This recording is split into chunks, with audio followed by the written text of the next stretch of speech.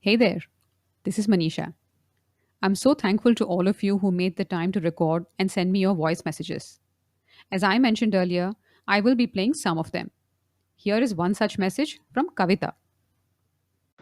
Hi, Manisha. Enjoyed all your podcasts, especially the one on special forces. To keep them rolling. Thank you, Kavita. And you'll be delighted to know that Abhay Sapru is back in the next episode to share stories from his time in the Kashmir Valley. For others, do send me your voice notes and I'll play them in my next episode. To record, just follow the instructions in the show notes. And now, on to today's episode.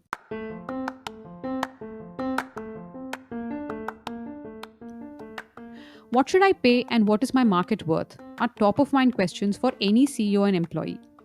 The fact is, rewards are personal, complicated, and difficult to measure. Or are they? Join me as I chat with one of Asia's top experts on reward, Tzeitel Fernandes, partner at Aon. Based in Hong Kong, Zytel manages Aon's reward solutions business in Hong Kong and Japan and leads product strategy and data solutions for the Asia Pacific and Middle East region. She's on the Global Executive Committee of McLagan and is an ardent champion of inclusion. I couldn't think of another person to provide an expert view on rewards. Zytel, it's a pleasure to have you on the show. Great to be here too, Manisha. Thank you for having me. Let's get started. Let me begin by asking you how one should think of rewards. When people first talk about rewards, the first thing that comes to mind is how much money they get and how much base and how much bonus. But when we look at reward, we look at it as four quadrants. So base and bonuses, yes, very important. But in addition to cash, you also have benefits. These will be things like your house, but your retirement benefits, your insurance benefits, and so on, as well as your learning and development and work environment. And learning and development loosely translates into what you can learn and how much you can grow in an organization, whether that is enabled by the organization or it's just the opportunities that the organization offers you through your work.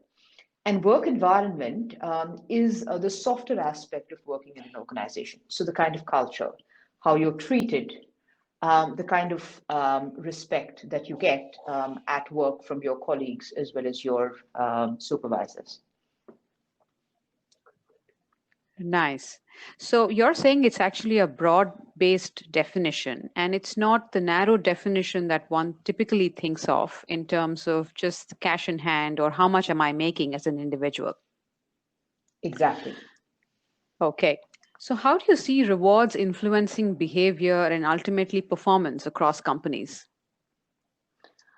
Um, I think that's one of the fundamental aspects of being human, that where you see reward in the way you behave, you automatically you automatically dial those behaviors up.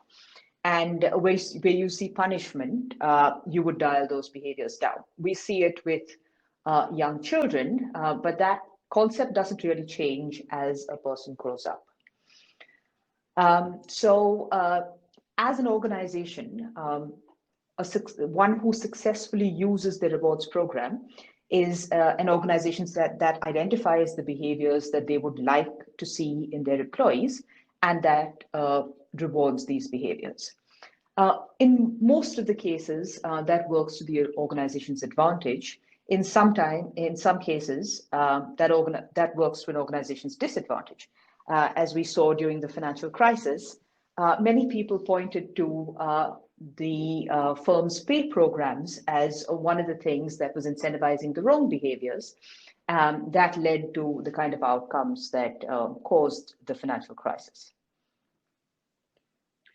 But wouldn't you say that that's actually a good point that you bring about because the GFC actually happened because of, how to put it, greed, right? A very base Exactly. emotion. And what you're also saying is that the good old carrot and stick seems to be the way most companies look at incentivizing behavior and ultimately performance. Yes and no. Yes, because the carrot and stick approach does work. But no, because the philosophy used to be that the only carrot available is cash. So whether it's higher base or higher bonus or a combination of the two or higher long-term incentives, I think we are moving away from that as a society. And I think that move is a little overdue, or I would say long overdue. Today, an organization recognizes that it's not only cash that drives behavior, it is also the softer aspects of working in an organization, the kind of recognition that you receive, the kind of learning and development opportunities that you receive. And in recent years, or in recent months, I would say the wellness, the focus on wellness that the organization has. Those are emerging as carrots that are as important, and in some cases more important, than just pure cash. That's interesting. So, are there any cultural nuances to rewards, and how do these differ across countries in Asia? Um, that's a difficult question to answer in a short time, but let me give it a shot. Um, if you look at organizations within the same culture, in different industries, or within the same country, in different industries, there are different cultures that organizations have. In some cases, within the organization, you have the same culture. So I can take the example of two banking organizations that I'm not going to name in the same country. In one banking organization, the culture was very much that of aggression, high revenue growth, needing to be the number one organization in that country. And whenever we spoke to business managers in that country, their question was, okay, how can we pay more so that we'll get the best guys and the best people so that we'll have the highest revenue growth? In the other organization, the culture was very much one of entrepreneurship, where the focus was on building a sustainable organization. So whenever we had a pay discussion with this organization, the business managers would ask us questions like, okay, how profitable am I compared to my peers? How do I use pay as one of the levers to get the right people in, but also ensure that I'm not killing my franchise in the long to medium term? So these are two organizations that had different pay philosophies because they were driving different objectives, even within the same industry. If you want to highlight cultural differences between countries in Asia Pacific, a good country to call out is Japan, where again, is relatively higher than many of the other countries in Asia Pacific, but pay has traditionally been highly tenure linked, and that is one country where an employer is still seen as an employer for life. So the focus there is not so much attraction and retention at middle management and above, but the focus is how do I invest in the people that I have to ensure that they are relevant to me and they are productive for me 10, 15, 20 years down the line? And how do I ensure that they are able to meet the various obligations they might have as they go through life? That's actually a very good example of how a country's culture actually mirrors their pay philosophy. Because you're talking about employees for life, which in many parts of the world today no longer exists. Radical transparency of pay is a much talked up concept these days. A note to our listeners: radical transparency of pay refers to complete openness about salary ranges within a company, as well as publicly posting details of compensation ranges along with job descriptions. My question to you, Tzeitel, is how popular is this concept in Asia? And how have various companies adopted this?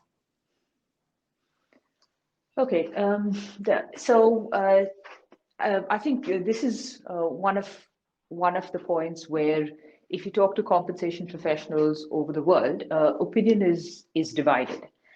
So maybe I can start with giving you a little history on pay transparency. Please do. At a time, 70 to 100 years ago, when the concept of pay ranges or levels and so on was starting to mature, it was not uncommon at all for firms to publish job descriptions, pay ranges, both externally and internally. Yeah. Over the last, I would say, 30 or 40 odd years, because competition for talent became so much of an issue, firms started I would say, suppress this information, again, both internally and externally, to say that it gives us better flexibility internally and makes the conversation with the individual a conversation about what you bring to the firm and therefore what the firm is willing to pay you, ignoring what the firm might pay somebody else. That argument worked well for itself, but created issues around pay and equity.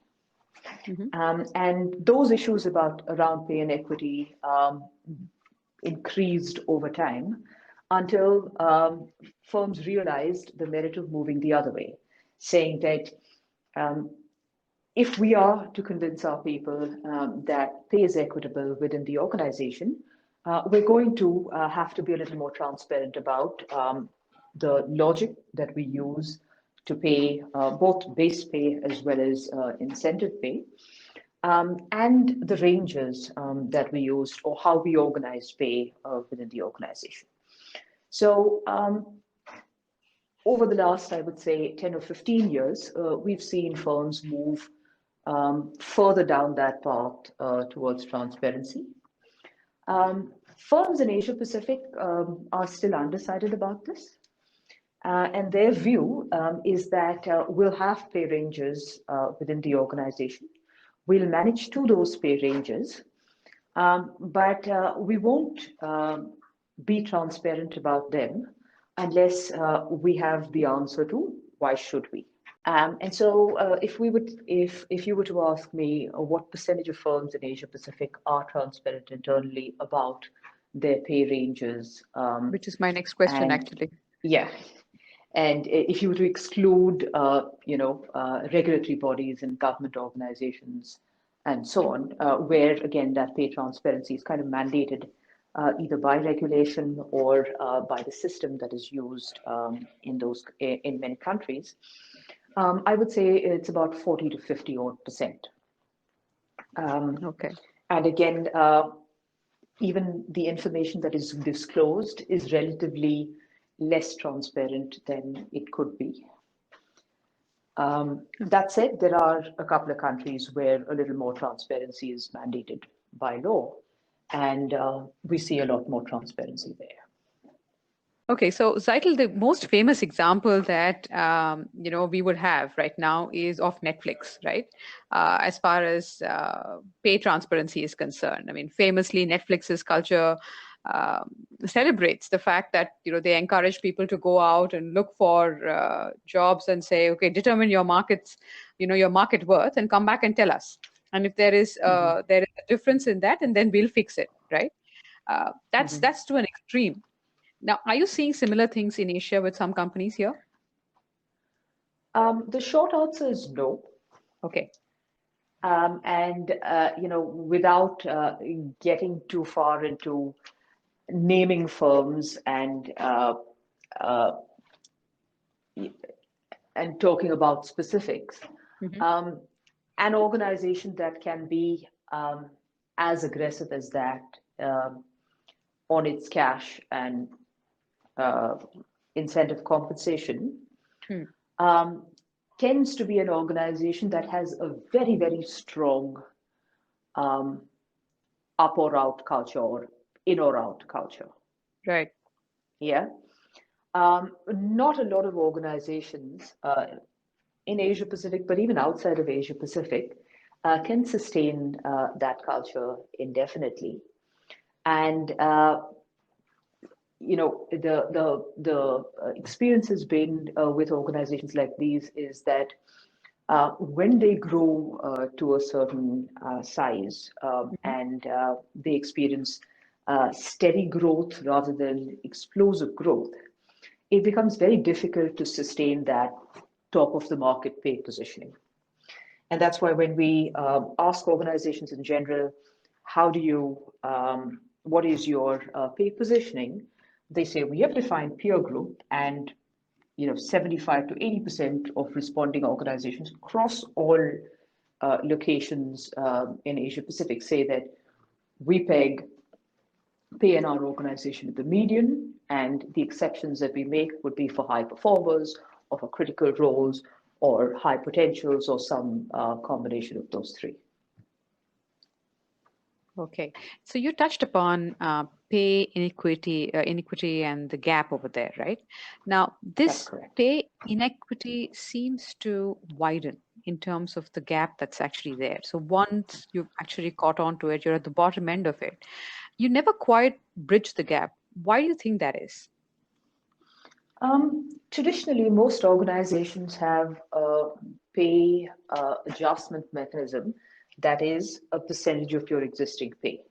So we do a salary increase survey every year. The salary increase survey says that for Hong Kong, salary increase this year is going to be 4.5%.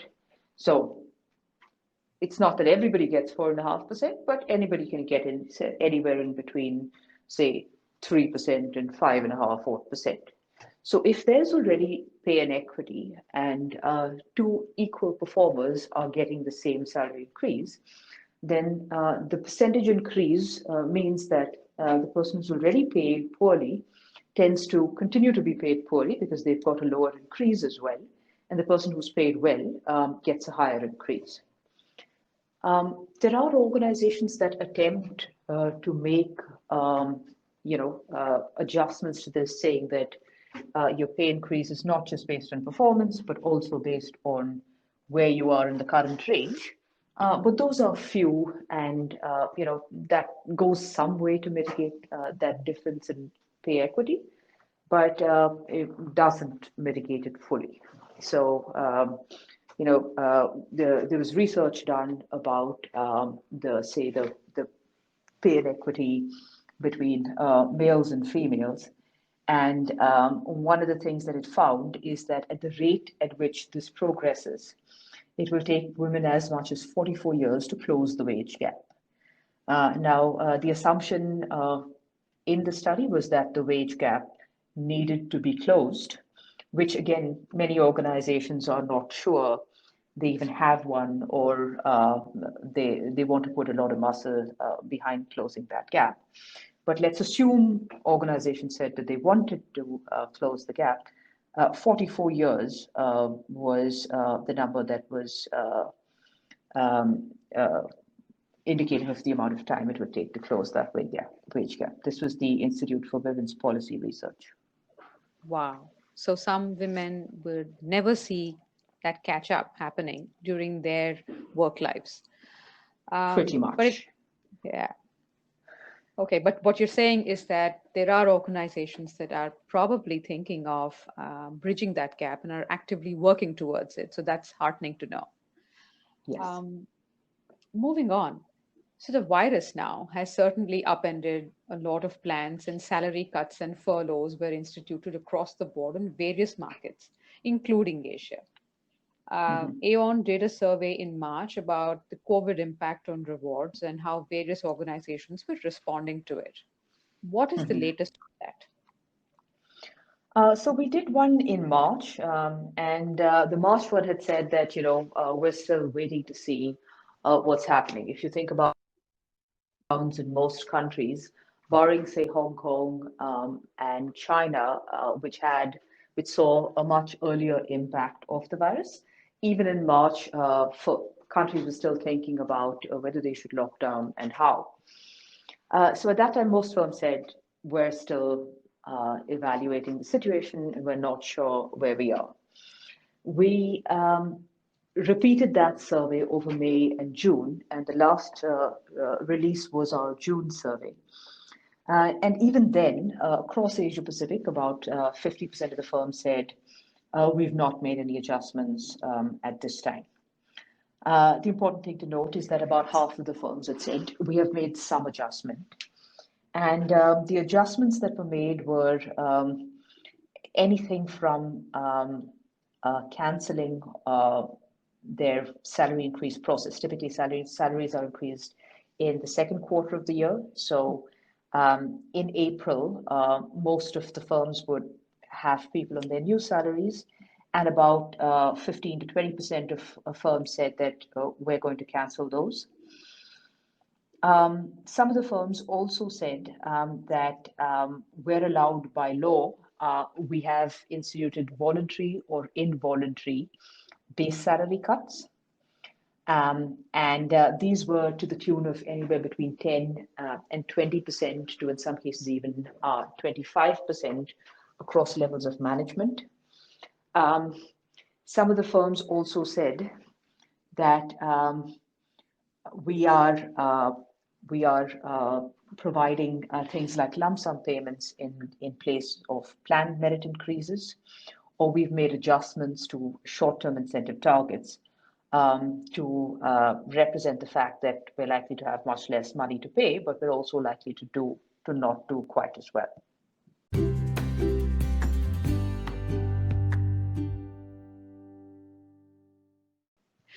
So, Tzeitel, tell us, how are companies thinking of performance targets and concomitant rewards post-COVID? Okay, so as you can imagine, we're having lots of conversations about this with our clients.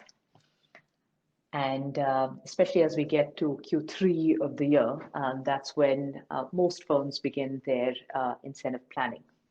So at the beginning of the year, we had firms that said, we're not going to communicate targets this year. And we're also not going to communicate our incentive plan. That doesn't mean that they cancel the incentive plan completely. They just said that we're thinking through it because we need to know where performance is going, and therefore literally how much money we have to pay. Mm-hmm. And now, as we talk to firms, we are looking back into our archives and studying what firms did with their incentive plans through previous crises of this nature. Mm-hmm. So we had SARS a few years ago. Right. We had the global financial crisis, of course, a few years ago. So we've had a couple of examples of large shocks to the economy. And we've put out a few research papers around actions that firms have taken in the past and firms could consider taking again. So one of them is to say that we're going to hold the line on performance, but we're going to say that performance thresholds that existed in the past, especially on the lower end, are going to be supplemented by potentially a lower threshold. So right. If, as an example, 100 was my target, and in previous years I'd set my threshold at 85%, and I know I'm not going to get 85, let me put another threshold for about 65 to 70. And again, whether it's 65 or 70 or what those numbers are differ based on the industry you're on. I mean, I would say that 70 would be an unachievable target if you were an aviation firm this year. But be that as it may, they're thinking of instituting lower thresholds with potentially lower payouts at those lower thresholds. Right. Yeah. So adjustment of performance targets is one of the things that we are seeing.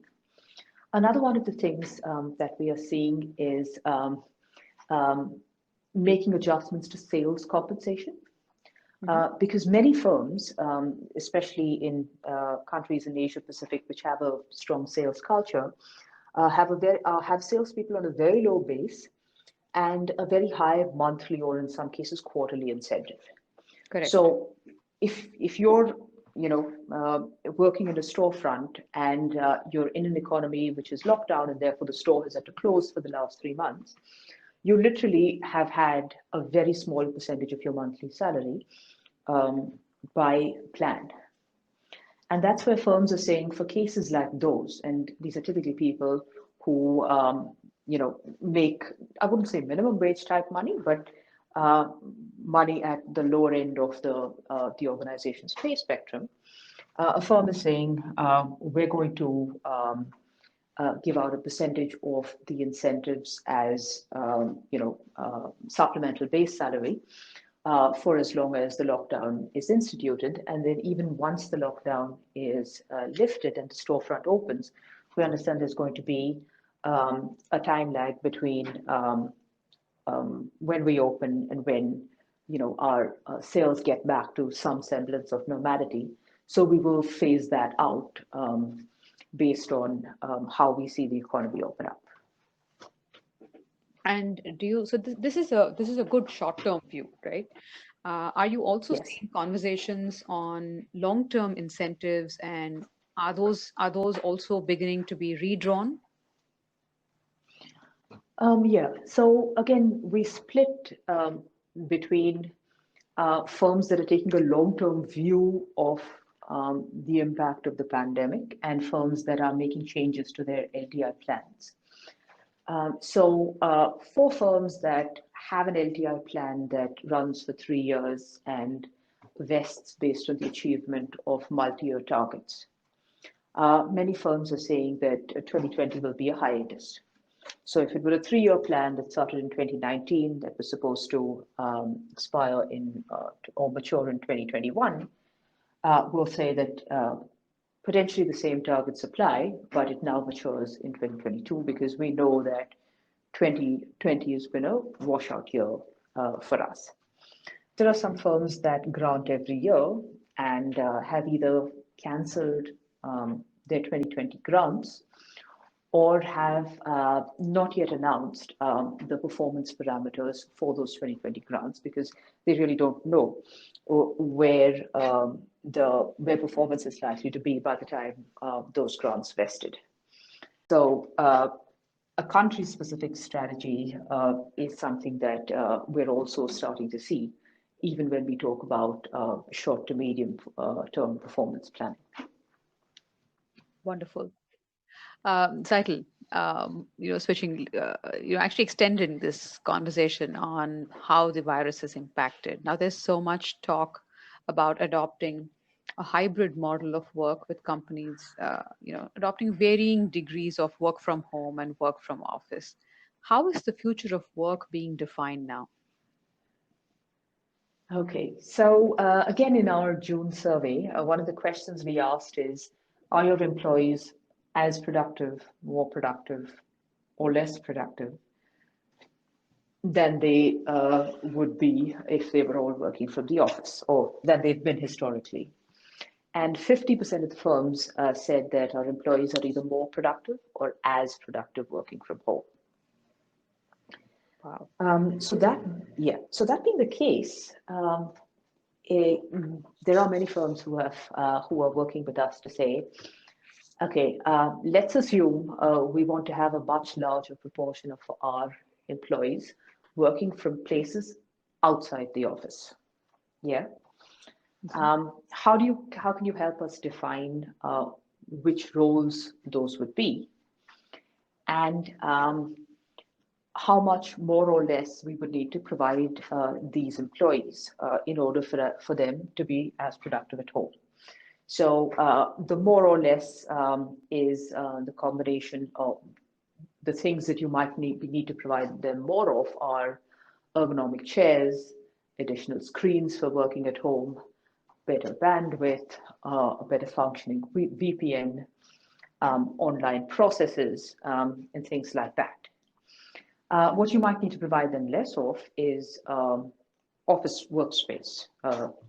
And imagine if you could employ 100 people in a large city and say that your office space only provides for 50% of that workforce. Imagine the amount of rental cost you would save there. So we're in the process of supporting firms to determine that and to ensure that they are following compliance processes that are required by their regulators and their headquarters and so on as well.